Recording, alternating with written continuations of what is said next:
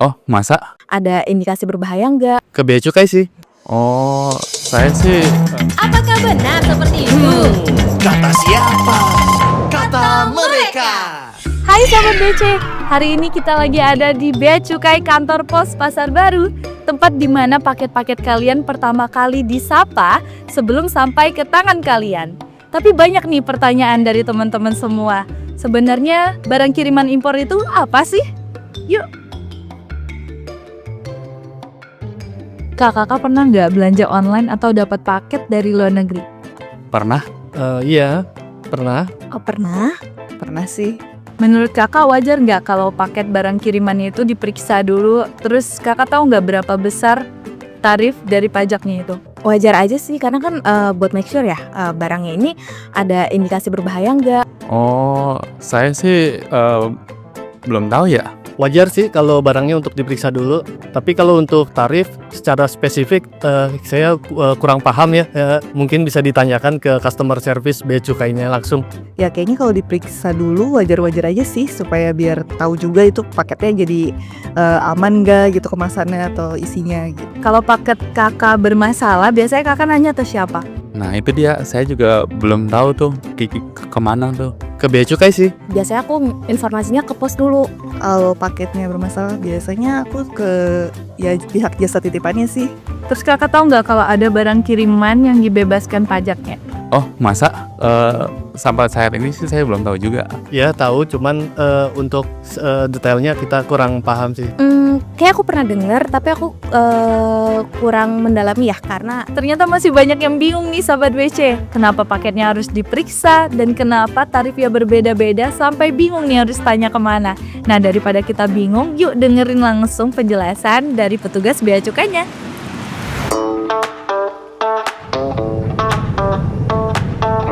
Barang kiriman adalah barang yang dikirim dari luar negeri kepada penerima di dalam negeri melalui penyelenggara pos atau perusahaan jasa titipan seperti Pos Indonesia, DHL, TNT, dan lainnya. Dalam konten ini, kita akan membahas barang kiriman yang dikirim melalui Pos Indonesia. Barang kiriman ini termasuk barang impor yang diimpor oleh badan usaha atau orang pribadi meskipun bentuknya hadiah atau paket kiriman pribadi.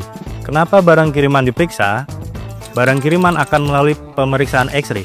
Dan jika diperlukan, pemeriksaan fisik akan dilakukan berdasarkan manajemen risiko dari unit pengawasan. Tujuannya untuk memastikan jenis barang, nilai serta ketentuannya sesuai aturan yang berlaku.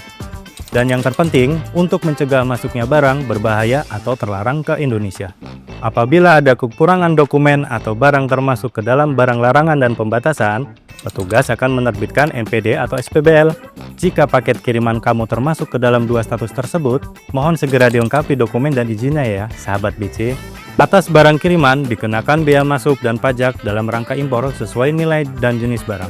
Umumnya, barang senilai 3-1.500 USD dikenakan bea masuk senilai 7,5% dan PPN 11%. Namun, ada kategori barang kiriman tertentu yang tarifnya lebih besar atau bahkan lebih rendah, seperti jika barang kiriman kamu di bawah 3 USD, maka bebas bea masuk, namun tetap dipungut PPN.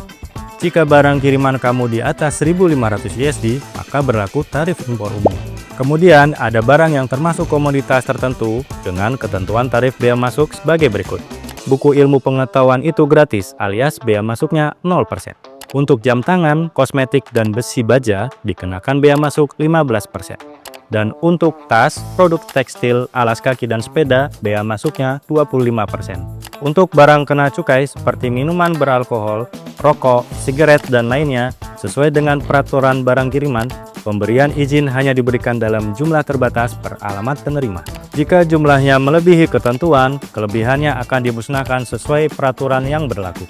Jangan sampai lupa ya sahabat BC, paket yang tidak diurus atau tidak diselesaikan kewajibannya dalam waktu 30 hari, statusnya akan berubah menjadi barang tidak dikuasai. Sahabat BC, pasti penasaran kan? Ada nggak sih fasilitas atau pembebasan fiskal untuk barang kiriman kamu? Pasti ada dong. Fasilitas ini berlaku bagi barang pindahan dengan minimal 12 bulan berada di luar negeri. Barang keperluan kedutaan, barang PMI, barang kiriman jemaah haji, hingga hadiah perlombaan internasional. Caranya cukup mudah. Dengan menyampaikan permohonan pembebasan, dan disertai dokumen pendukung yang lengkap dan benar. Sahabat BC bisa cek status barang kiriman di aplikasi jasa kiriman terkait atau lewat laman resmi Bea Cukai di beacukai.go.id/barang kiriman dengan mengisi nomor resi. Eits, jangan lupa untuk tetap waspada terhadap penipuan mengatasnamakan Bea Cukai ya.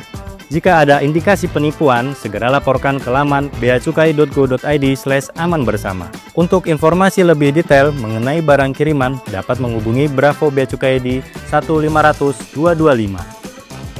Nah, gimana Sobat BC? Barang kiriman bukan hanya paket yang sampai di rumah kita, tetapi ada proses dan juga aturan yang harus kita pahami bersama. Yuk pahamin lagi tentang aturan barang kiriman, biar belanja online kita semakin nyaman dan aman. Jangan lupa like, subscribe, dan share ke teman-teman kita semua. Sampai jumpa di episode Kata Mereka berikutnya. Dadah! Kata Mereka.